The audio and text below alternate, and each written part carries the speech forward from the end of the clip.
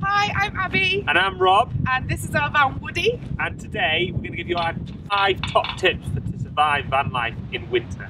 Let's get started.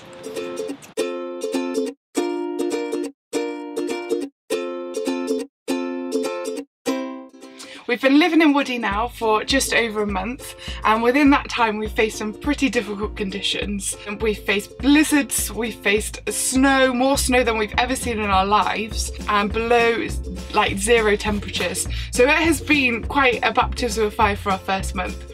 But during that time we've managed to stay toasty warm, and this is how we've done it. So tip number 1 is insulation and windows. When we built the van, we knew that we needed to insulate as much as possible. So we've got 3 inches of insulation on the walls, on the floor, on the ceiling, everywhere. And that has contributed hugely to keep this van super warm. On the windows, we didn't just want to get glass, single glazed windows, because we just thought we'd get loads of condensation and we'd lose loads of heat. So we actually got these double glazed plastic windows, and they're absolutely amazing. They've got these internal blinds fitted, they've got a fly net fitted, and you don't get any condensation, which, as we all know, living in a van is a bit of a devil, getting tons of insulation. So they're absolutely fantastic. So I definitely recommend getting these, and the links will be in the description below. So we're now sat in the bed area, and here we've got 2 more windows on either side, and they're both double glazed as well. However, for extra warmth, we've actually got 2 more layers before you even get to the window. So we've got this one here, which lifts up and is sort of like an inbuilt blind, and also a blackout blind, which is fantastic. But also over the top of that is the blinds that we've made ourselves, and they just roll down.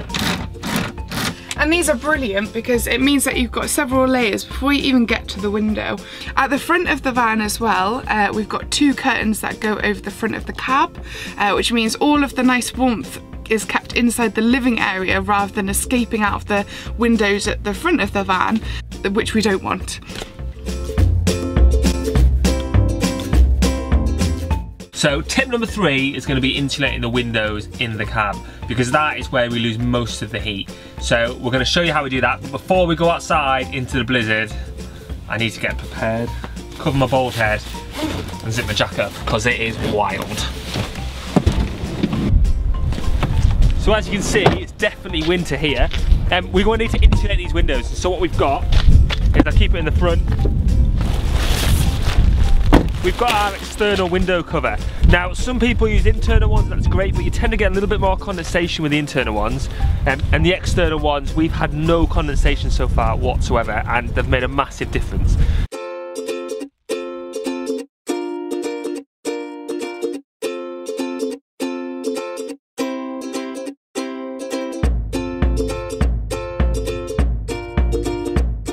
Okay, so top tip number 4 is all about being organised. We try and have our door open as little as possible, which means being prepared before you go outside, being dressed, having a hat and gloves on and everything like that, so you can be super quick sliding it open and then closed. You'll notice as well, we've designed it so that we've got hooks just in the entranceway here that we hang keys on, but also like wet and damp coats, which these coats have been, especially this winter. These are all above the mat on the floor. We've got an extra big one, which means if something is dripping and is a bit damp and wet, it's not going to go straight onto the floor, it goes onto the mat. And behind me as well, the curtain rail that we obviously have our curtains on to cover the cab is really useful as well for hanging like damp things on, or things that are a little bit wet. So top tip number 5 is all about getting your heating right. We have 2 main types of heating, one for on-grid and one for off-grid. In the last couple of weeks we've been really lucky to be able to have electric hookup. It has been freezing here in England, so we've been really lucky that we've been allowed to hook up, and we've been using this fantastic fan heater. This can actually go up to 2000 watts, and you can actually change the settings there. It oscillates as well, which means that it warms the whole van, not just one section. And at times we've actually been too hot with this fan, which is ridiculous. So this is fantastic. This is just like a normal house heater, but over the last couple of weeks we wouldn't have been without it. going off-grid is definitely more difficult. If you use the fan here off-grid, it would empty the batteries really, really quickly, and so that's just not really an option. So there's two other options. You can go with gas, and we've got something like this, and use canisters like this. The canisters cost about a couple of pounds, so they're quite cheap, but it will only really do one evening on a canister, so about 4 or 5 hours, and they don't kick out loads of heat. So you can, apart from that, you can also have a built-in system. Some people use a built-in system in Europe. We've got the Truma systems and the Propex systems. They're really good, but when you've looked at those, the cost of those is anywhere from like 500 to £1,000.